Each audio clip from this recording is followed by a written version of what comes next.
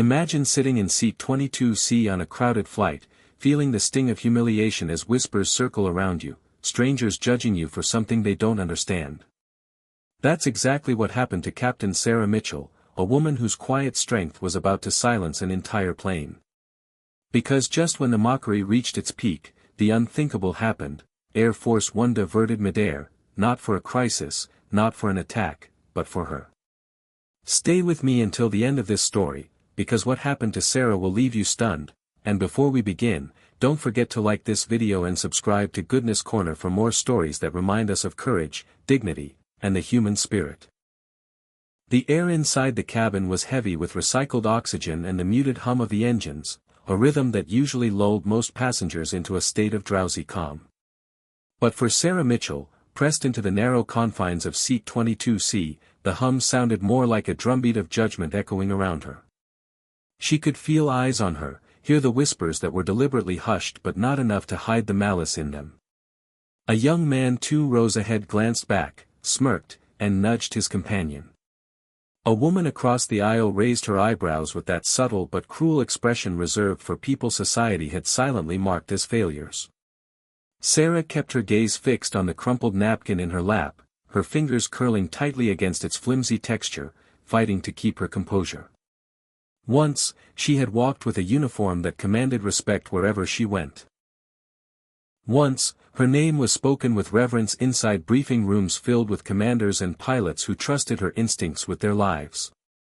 But none of these strangers on the plane knew who she was, or what she had sacrificed.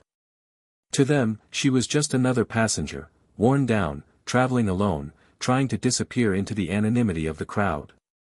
Yet, fate has a cruel way of letting the past echo at the wrong moments. The humiliation began when an attendant asked her to switch seats with a younger passenger who wanted to sit closer to his friends. It wasn't the request itself that burned, but the dismissive tone, the assumption that Sarah would quietly comply because she was traveling alone and seemed unimportant. She smiled politely and declined, her voice steady but calm. The young man huffed, muttering something about old people thinking they own the plane, though Sarah was barely in her 40s. The snickers began then, rippling like a wave through the back rows.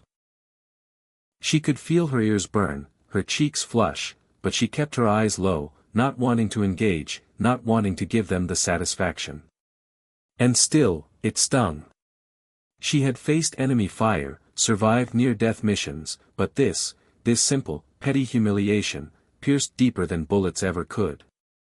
Because here, in the crowded anonymity of seat 22C, she was invisible. Her achievements, her scars, her service, they meant nothing.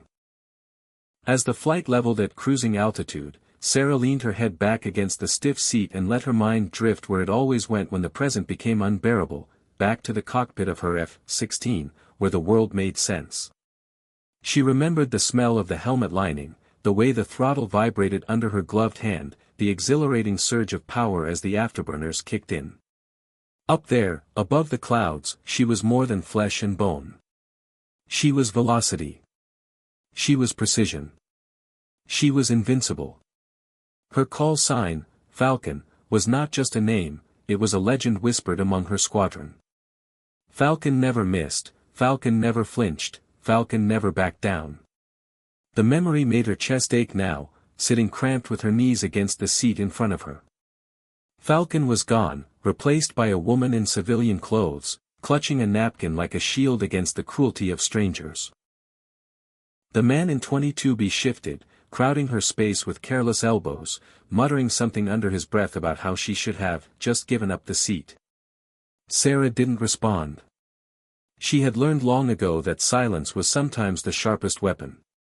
But silence didn't protect her from the gnawing ache in her stomach, the feeling of being diminished. She thought of her father, who had once told her, "Respect isn't given, Sarah. It's earned in fire." She had earned it 100 times over. Yet here she was, mocked for no reason except that people saw weakness where there was only restraint. And then, just as her humiliation seemed to cement itself into the walls of her mind, the announcement came. The captain's voice, calm but tinged with something unusual, broke over the intercom. "Ladies and gentlemen, we've just received instructions to adjust our course. We will be making a slight diversion. Nothing to worry about. We're in excellent hands.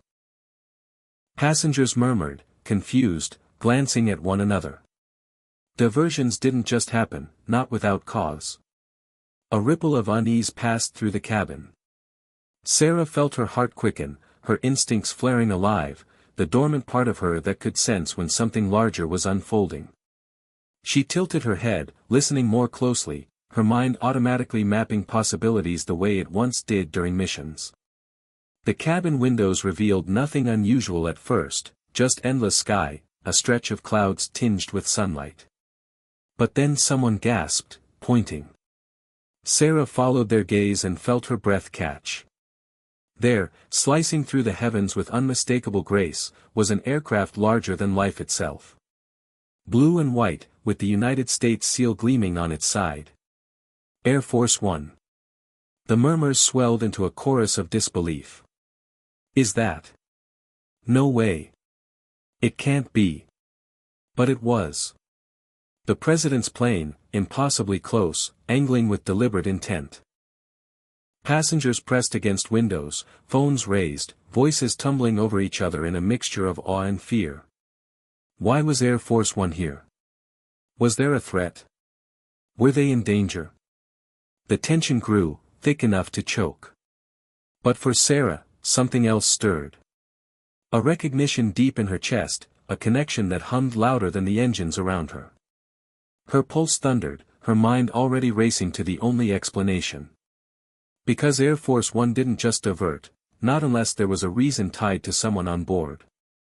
She swallowed hard, her throat dry, the humiliation she had endured moments ago paling into insignificance as realization dawned. The intercom crackled again, and this time, the captain's voice carried more weight, as though even he was struggling to process the orders he had received. Ladies and gentlemen, please remain calm. We have the honor of informing you that Air Force One is escorting us for the remainder of our journey. The reason?